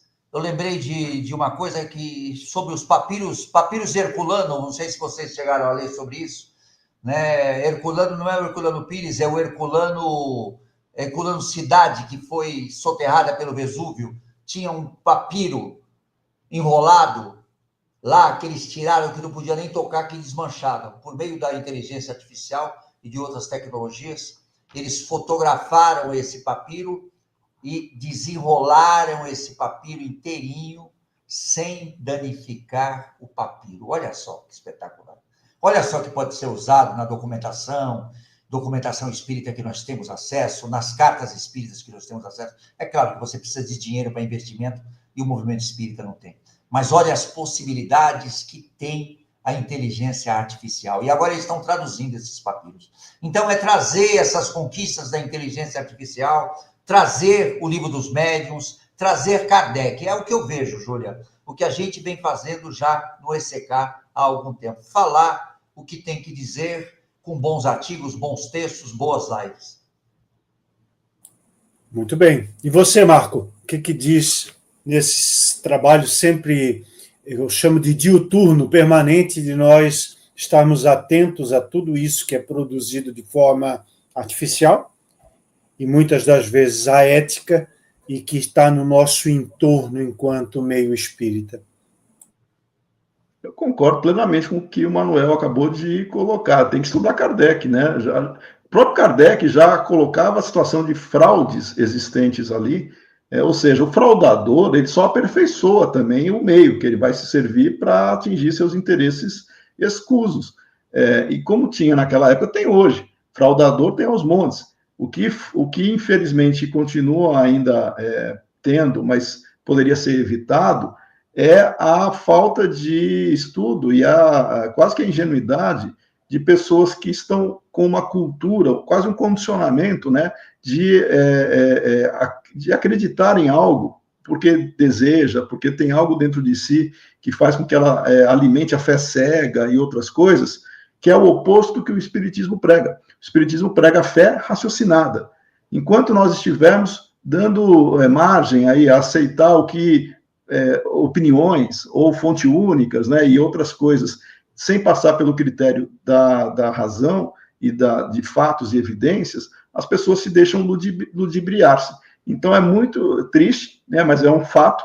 Muita gente procura essas produções mediúnicas, mesmo que elas não sejam espíritas, com o desejo, né, porque emocionalmente elas podem estar abaladas ou querer ter alguma resposta.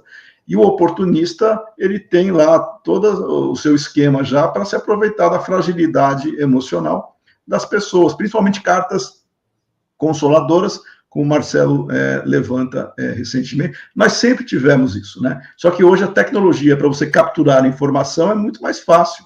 Então, eu recomendaria para qualquer pessoa, tome cuidado com qualquer tipo de mensagem dita mediúnica, não importa o médium, não importa quem assina a mensagem, tudo tem que ser analisado, e quem disse isso não sou eu, foi Kardec, desde aquela época. Então, cabe o estudo para a gente desmistificar essas situações. Mas isso é muito sério, eu acho que tem que ser mesmo relembrado sempre. Obrigado, Júlio. Muito bem.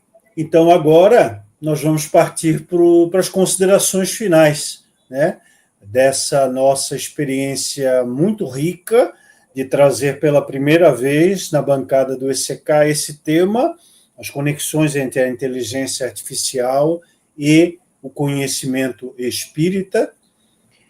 E nós vamos programar, com certeza, para o segundo semestre, Marcos, já lhe convidamos em alto e bom tom para fazermos um revival, fazer uma segunda edição, porque as minhas questões aqui de algibeira ficaram ainda descobertas. Eu sempre procuro trabalhar com um número maior de perguntas, justamente para a gente poder abordar essas questões. Vou passar a palavra primeiro para o Manuel, para as considerações finais, e depois para o Milani, e aí a gente faz o encerramento aqui, e depois continua lá na sala do chá.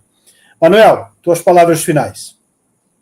Agradecer aqui o Marcelo, o Milani, o pessoal que está aí firme e forte participando com as questões. Nossa, foi muito bacana, foi muito legal. Marcelo sabe que dificilmente eu participo, eu gosto de ficar nos bastidores. Nossa, isso aqui foi uma negociação que você nem imagina, Milani. Né? Mas eu gosto de estar nos bastidores, nós estamos sempre pensando sobre isso. Né? A inteligência artificial, ela é uma realidade, mas nós continuamos humanos. Né? Eu gosto de uma frase do Yuval Harari, que ele diz o seguinte: a batalha do século XXI é contra a irrelevância. Né? As pessoas ficam pensando, a inteligência artificial vai tirar o meu emprego, a inteligência artificial vai me prejudicar nessa área. Basta você buscar a sua humanidade e buscar fazer aquilo que nós fazemos há séculos. Estudar, ter critério, ter bom senso. Isso serve na vida profissional, como serve também no espiritismo. E essa é a mensagem. E sempre a mensagem completando, e que sempre procure grupos como o ECK e outros grupos também parecidos com o ECK, leiam autores que tenham essa responsabilidade, como Marco, Marcelo e tantos outros, né, para a gente enfrentar, né, a quantidade de fake news, a quantidade de textos gerados pela inteligência artificial, né, que a princípio pode colocar medo, mas nós temos que ter confiança na nossa humanidade, na inteligência do espírito. E eu tenho certeza que a gente vai superar isso. Essa mensagem, Marcelo, mensagem otimista. Muito bacana, muito bom o pensamento que você trouxe para a gente, porque o ECK também é isso, essa multiculturalidade. Nós estamos atentos a tudo que é dito e produzido, claro, dentro das nossas limitações, nós não somos onipresentes como o Criador, mas a gente sempre está atento ao que tem surgido de positivo, de eficaz, de efetivo, que possa ter o tangenciamento, possa ter a correlação com conhecimento espiritual e espírita que patrocinamos aqui no ECK. Realmente é uma negociação muito difícil, sabe, Milani? Fazer com que o nosso querido Neco, nosso editor adjunto, coordenador geral adjunto do ECK, venha para frente das telas. Ele está sempre do lado de trás, lá nos bastidores, trabalhando na organização, coordenando como diretor-geral dessa nossa atividade, as lives, os embalos de sábado à noite. Mas, vez por outra, ele nos dá essa alegria, essa satisfação de ter toda a sua genialidade, toda a sua simpatia aqui disponível ao vivo, olho no olho, aqui nas nossas lives. Então, agradecemos aí ao Manuel pela sua participação mais uma vez. Obrigado, muito positiva, e esperamos você daqui a pouco para fazer um encerramento lá na sala do chá. Milani, as suas palavras finais, por gentileza. Bom, naturalmente, quero agradecer o convite, né, do Marcelo, de toda a equipe do ECK. Quero também dizer que ter aqui o Manuel como companheiro de debate, companheiro de troca de ideias aqui, foi uma enorme satisfação. Para mim foi muito bom mesmo. Achei que foi uma live leve, tranquila, rica, de altíssimo nível, porque nós tivemos a satisfação de trocar ideias, posso até dizer, entre amigos, né, no sentido de trabalharmos essas questões. E, sendo bem franco, Marcelo, eu venho fazendo nos últimos meses, não só escrevendo, né, eu venho fazendo palestras e seminários sobre a inteligência artificial e o conhecimento espírita. E eu tenho já preparado toda uma estrutura. E eu quero dizer que hoje eu não usei, acho que nem 10% do que porque a gente foi para um caminho que eu achei extremamente gratificante de discussão, que eu não tive, não era o foco, o direcionamento que eu dava, né, para esse tema. Então, mais uma vez, quero agradecer, né, a esse direcionamento na sua pessoa, pelo tipo de questões, né, que nós tivemos.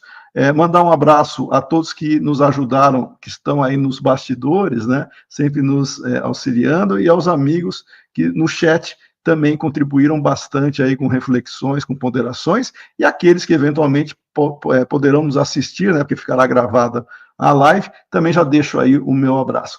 Grande satisfação de ter você aqui.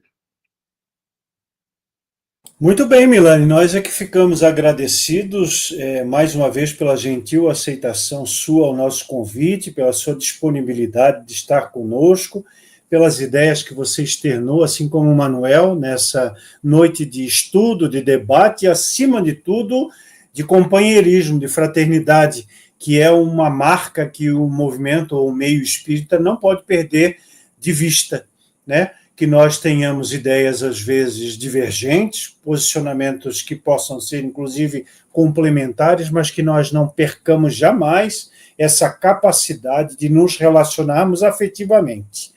Nós temos, infelizmente, exemplos no meio espírita que são o oposto disso, onde as pessoas, no afã de fazer as suas ideias prosperarem sobre as demais, acabam agindo com truculência, agindo com de uma forma abrupta e afugenta a boa prática da dialógica e da dialética. É claro que alguns princípios essenciais nós não podemos renunciar, pois assim não seríamos espíritas, mas tudo aquilo que for satélite em torno das ideias principais, nós temos a obrigação de propiciar o bom debate, como foi feito aqui.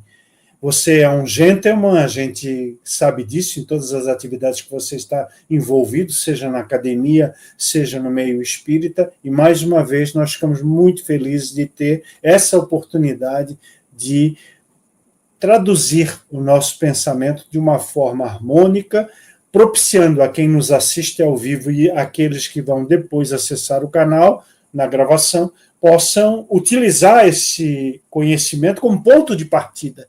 Nós jamais vamos dizer a última palavra. Então, nosso obrigado em nome do ECK.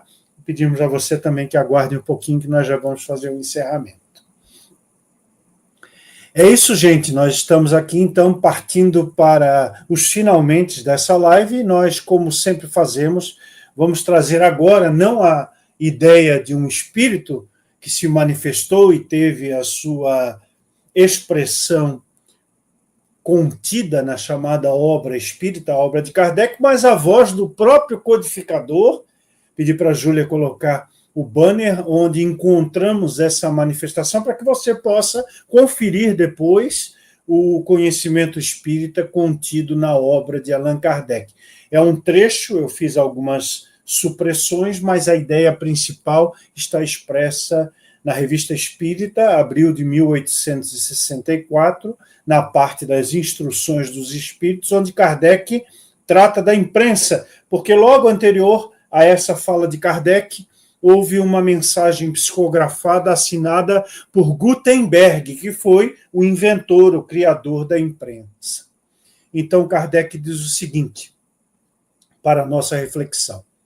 Pela difusão das ideias que a imprensa tornou imperecíveis e que espalha aos 4 cantos do mundo, ela produziu uma revelação intelectual que ninguém pode ignorar, porque tal resultado era imprevisto. Ela foi, então, qualificada inicialmente por alguns de uma invenção diabólica, o mesmo que acontece hoje em relação à inteligência artificial. Kardec prossegue dizendo: não há um só progresso da ciência que não tenha por efeito a ruína do seu império, simbolizando que os inventos, as descobertas, as novas tecnologias, elas provocam a ruína de tudo aquilo que se torna defasado, démodé e um artigo do passado. O codificador, então, finaliza a sua dissertação com a seguinte expressão: se tal foi o poder desse meio de propagação absolutamente material, quão maior não será o ensino dos espíritos que se comunicam por toda parte, penetrando onde é defeso o acesso aos livros, fazendo-se ouvir até pelos que não querem escutar. Que poder humano poderia resistir a tal força? Que poder humano pode resistir à inteligência artificial e à aplicação ética da ferramenta da IA para os conceitos espíritas? Com isso, nós nos despedimos afetuosamente, agradecendo a você que esteve conosco ao vivo, quase 2 horas de live, para trabalharmos juntos essa questão. No mês que vem, estaremos de volta com outras lives. Muito obrigado pela sua audiência, pela sua participação na forma de comentários e questionamentos.